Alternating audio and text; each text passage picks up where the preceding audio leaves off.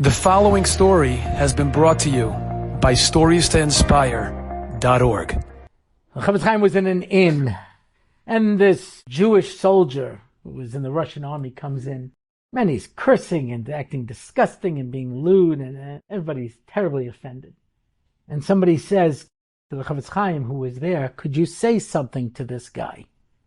And he walks over to him and says, "What a tzaddik you are. All those years in the Russian army and you never converted?" And the big burly Russian soldier starts crying and says, "Rabbi, you don't know what they did to me. They used to take children away from their parents at 5 years old and keep them in the army for 20 years to break them, to break Judaism." He says, "I was a little kid. They forced us to convert. They beat us. They starved us. They stood me in a little stone box. I couldn't move in the freezing cold. But I knew I was a Jew, and I knew I would never give it up. And because of this, he was able to bring him back."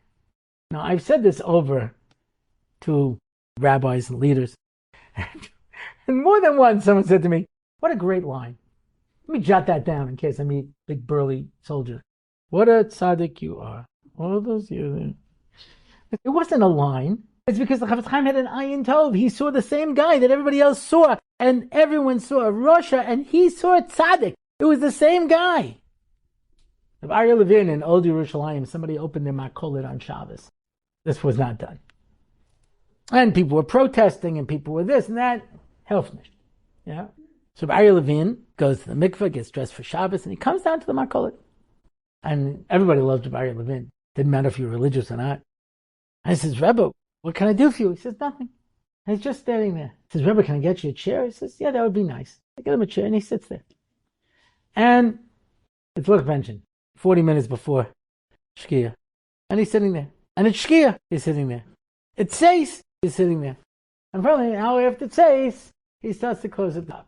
And he says, "Rebbe, what are you doing here? What was this all about? You missed davening. What was this?" He says, "I heard there's a Yid in Yerushalayim who opened his door on Shabbos. And I wondered what kind of a nisayon is he going through. And I wanted to see it for myself. And taka, money was very scarce. And I understand, for you, you're making a lot of money because you have the market to yourself. There's nobody else open. You're making a lot of money. Money in Old Yerushalayim could be the difference between life and death. That's a tremendous nisayon that you're going through. I understand now. But Shabbos is Shabbos." And he said, "Rebbe, you're the first one who tried to see it from my point of view." So eventually he closed down. Stephen Covey in The 7 Habits of Highly Effective People says, "Seek to understand before being understood. Look at it from the other person's point of view. Look with an ayin tov." So I tried to practice this.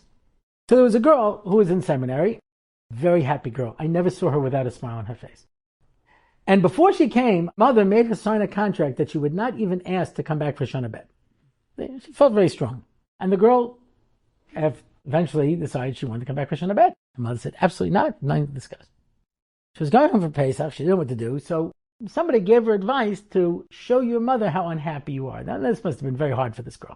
Because like I said, she never didn't have a smile on her face, and she had to go around and look miserable. And her mother said, "You can do whatever you want, it's not going to help." So she comes back, and her mother calls her up and says, "Listen, you're not coming back. You better just learn to deal with it. Maybe talk to one of your rabbis there. Maybe they can help you accept it." He says, "Well, the problem is I can't understand it, but maybe you could explain it to one of my rabbis." She says, "Okay." She goes, "Well, when you came, to visit, you met with Rabbi Orlofsky. Maybe you could speak to him." He says, "I'll be happy to." She comes to me and says, "Listen, my mom's going to call you tonight. You have to convince her to let me come back for a second year." So I was like, "Okay, what's the story?" She tells me the story. So the mother calls up and she says, "There's nothing to talk about. My daughter's not coming back for a Shana Bet." I said, "I understand." She said, "No, I'm serious. I don't care. She signed the contract. She has to start college." I said, "I understand. You're her mother. Nobody here knows better than you. You have her best interest in mind. None of the rabbis here are going to support her. They're not going to marry her off. They're not going to take care of her. You're the mother. You ultimately know what's best for your daughter."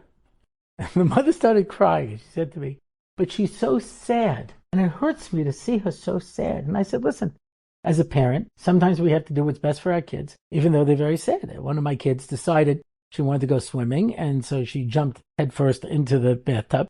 And I had to take her to Terem and hold her down as they sewed up her head. And she's crying, Abba, it hurts, let me go. Abba, it hurts. I'm holding her and crying, but I know it's better than walking around with a big open thing in your head. You understand? So I know I'm doing the right thing.